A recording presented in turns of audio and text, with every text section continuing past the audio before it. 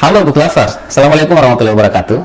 Selamat Hari Raya Idul Fitri 1 Syawal 1442 Hijriah 2021 Masehi. Sahabat sekalian, kami dari tim Bicara Buku memohon maaf jika ada kata, khilaf, dan mungkin video yang tidak berkenan di hati kita semua. Itu adalah bagian dari kekhilafan kami mohon dimaafkan. Nah sahabat sekalian, meskipun pada tahun ini kita tidak bisa mudik karena dilarang oleh pemerintah, dan ini adalah salah satu cara dari pemerintah untuk memutus mata rantai persebaran COVID di Indonesia, kami pada hari ini tetap akan membersamai Anda dengan mereview sebuah buku. Nah sahabat sekalian, hari ini saya mereview sebuah buku yang direkomendasikan langsung oleh penulisnya, yaitu Mas Rengki Asepta, dan judul bukunya adalah Kertas atau Emas. Sahabat sekalian, kalau dari melihat judulnya kita sudah bisa tahu bahwa buku ini akan berbicara tentang uang. Jadi Mas Rengki lewat buku ini ingin memberikan sebuah pertanyaan kepada kita, manakah yang lebih valuable ketika kita memiliki tabungan dalam bentuk uang kertas atau uang fiat, dengan ketika kita memiliki tabungan atau investasi uang dalam bentuk logam mulia ataupun dalam bentuk uang emas yang kita sebut sebagai dinar. Nah sahabat sekalian, kita tahu bahwa di Indonesia saat ini investasi dinar dan juga logam mulia dalam bentuk emas batangan sedang naik daun, dan karena itu menurut saya membaca buku ini adalah salah satu cara untuk kita meyakinkan diri kita bahwa pilihan investasi kita itu sudah tepat. Nah sahabat sekalian, jika kita membandingkan antara nilai dari atau keuntungan memiliki uang kertas atau uang emas, paling tidak di dalam buku ini saya menangkap bahwa ada 3 keunggulan uang emas dibandingkan dengan uang kertas yang dijelaskan oleh Mas Rengki Asepta.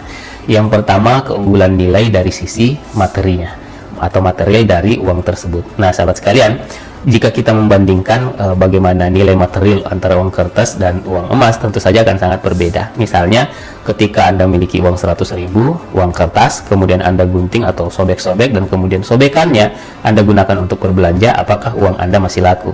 Tentu saja tidak, kan? Dan itulah yang menunjukkan betapa tidak berharganya secara material uang kertas itu.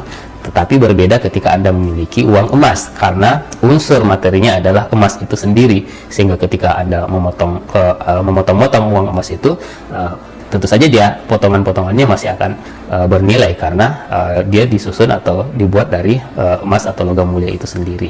Ini yang pertama sahabat sekalian. Nah sebenarnya, dan di dalam buku ini juga dijelaskan oleh Mas Rengki, sejarah uang kertas itu pada awalnya bukan sebuah alat transaksi. Uang kertas pada awalnya adalah sertifikat atau bukti kepemilikan logam emas atau uang emas yang disimpan di bank. Jadi dulu karena orang agak kesulitan membawa emas atau logam mulia dalam jumlah yang banyak karena berat, orang kemudian menyediakan fasilitas penyimpanan yang sekarang kita sebut sebagai bank.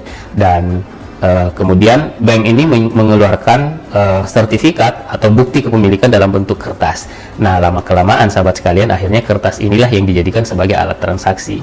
Pada titik ini sebenarnya menggunakan uang kertas yang memiliki backup cadangan emas itu masih bisa diterima.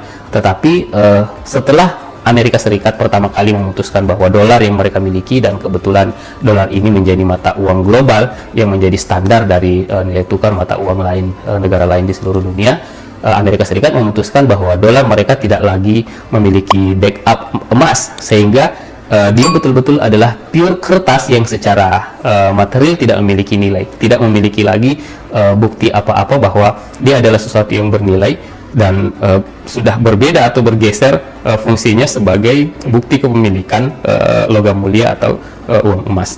Nah sahabat sekalian, inilah yang menunjukkan bahwa pada dasarnya ketika kita berinvestasi dengan menggunakan uang emas yang secara material jauh lebih berharga dibandingkan uang kertas, itu akan lebih menguntungkan Anda, karena sepanjang waktu Anda akan tetap memiliki nilai logam mulianya dan berbeda dengan uang kertas. Nah yang kedua sahabat sekalian, yang membuat uang emas lebih unggul daripada uang kertas adalah uang emas tidak tergerus oleh inflasi. Sahabat sekalian, kalau Anda ingin mengetahui kelebihan uang emas dibandingkan dengan uang kertas pada konteks ini adalah, cobalah Anda membayangkan bagaimanakah nilai tukar terhadap barang uang yang Anda miliki antara 10 tahun yang lalu dengan saat ini. Misalnya 10 tahun yang lalu ketika Anda memiliki uang 1 juta, ada berapa banyak barang yang bisa Anda beli dengan uang itu, dan bandingkan dengan sekarang.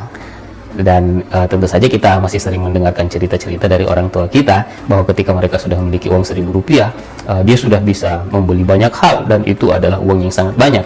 Tapi itu dulu, karena Rp1.000 pada saat zaman kita sekarang ini rasa-rasanya hampir tidak memiliki nilai lagi.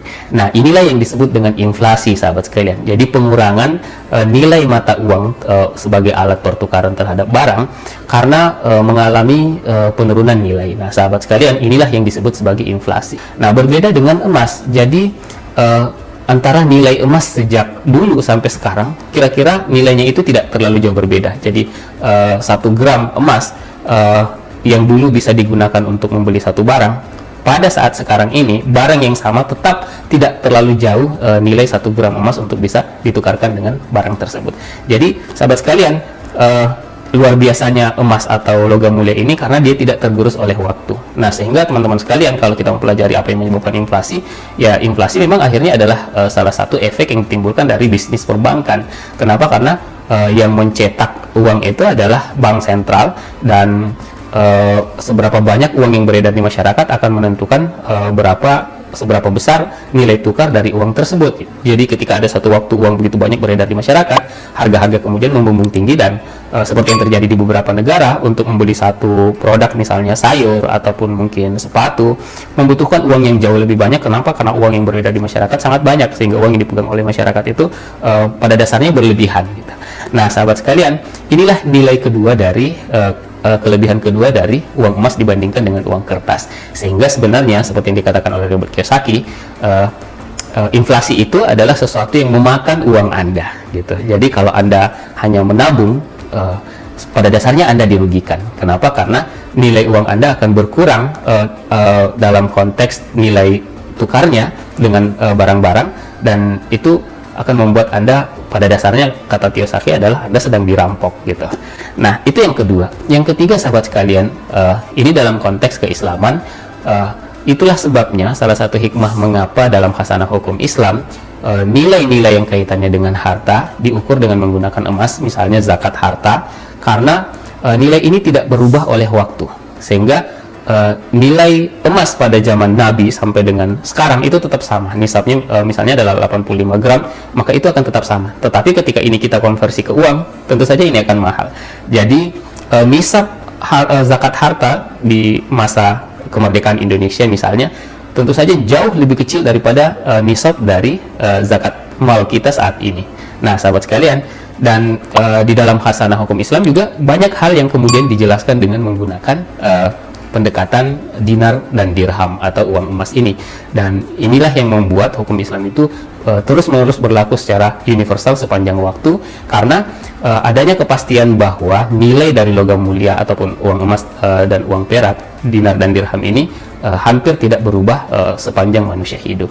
Nah, sahabat sekalian, tetapi bagi saya sendiri yang membuat buku Mas Rengki Asepta ini luar biasa, karena beliau tidak hanya menjelaskan itu semua kaitannya dengan investasi, dan bukan hanya sekedar berbicara tentang uang.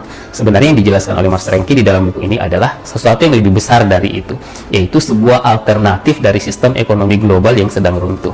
Sahabat sekalian, kita ketahui bahwa hampir semua sistem ekonomi yang kita miliki sekarang ini dibangun di atas filosofi kapitalisme. Dan kita tahu bahwa sekarang masyarakat dunia betul-betul kecewa dengan kapitalisme, karena yang dihasilkan bukan kesejahteraan, tetapi gap yang sangat jauh antara kelompok kaya dan kelompok miskin. Jadi ada sekelompok kecil orang yang menguasai sebagian besar perputaran uang, dan sementara sebagian besar yang lainnya justru kekurangan. Nah, sahabat sekalian, inilah yang gagal dijawab oleh kapitalisme, dan di dalam buku ini Mas Rengki mencoba untuk memberikan satu alternatif model ekonomi atau konsep ekonomi yang bisa menjadi alternatif bagi warga dunia ketika mencari solusi selain kapitalisme. Karena pada faktanya, teman-teman sekalian, di banyak negara orang mulai mengkritik bahwa kapitalisme pada faktanya gagal untuk menciptakan kesejahteraan secara global. Nah, di dalam buku ini Mas Rengki menjelaskan tentang konsep muamalat untuk menggantikan konsep kapitalisme. Dan dalam konsep muamalat itu diambil dari apa yang dicontohkan oleh Rasulullah, di mana sistem yang digunakan tidak lagi menggunakan sistem monopoli, dan pasar yang digunakan juga didesain sedemikian rupa sehingga setiap orang bisa berkontribusi di dalamnya. Dan inilah yang menjadi contoh atau diterapkan di dalam masa pemerintahan Islam selama 700 tahun lebih. Dan sahabat sekalian, ini memiliki relevansi sejarah. Tetapi bagaimanapun, menurut saya itu adalah sebuah ide, sebuah diskursus yang perlu untuk kita diskusikan bersama. Dan Mengapa tidak ini bisa menjadi sebuah alternatif pilihan, karena sekarang orang juga sedang gamang apakah konsep ekonomi yang baru apalagi dalam masa krisis ini sebagai pengganti dari konsep kapitalisme yang sedang menuju kehancurannya. Nah, sahabat sekalian, menurut saya buku ini luar biasa. Paling tidak ketika Anda tidak ingin berpikir terlalu rumit, paling tidak ini akan memperkuat keyakinan Anda untuk mulai mengalihkan investasi Anda dari sekedar menabung uang di bank menjadi berinvestasi dengan menggunakan dinar dan dirham. Sahabat sekalian, luar biasa buku ini. Terima kasih kepada Mas Rengki yang telah menulis dengan baik penjelasan tentang uang dan sistem ekonomi ini. Mudah-mudahan buku ini menjadi salah satu kontribusi pemikiran untuk menciptakan masyarakat yang sejahtera, masyarakat yang makmur, dan khususnya untuk bangsa kita menjadi bangsa yang besar, insya Allah. Sahabat sekalian, demikian review buku saya pada hari ini. Sampai jumpa pada review buku selanjutnya. Assalamualaikum warahmatullahi wabarakatuh.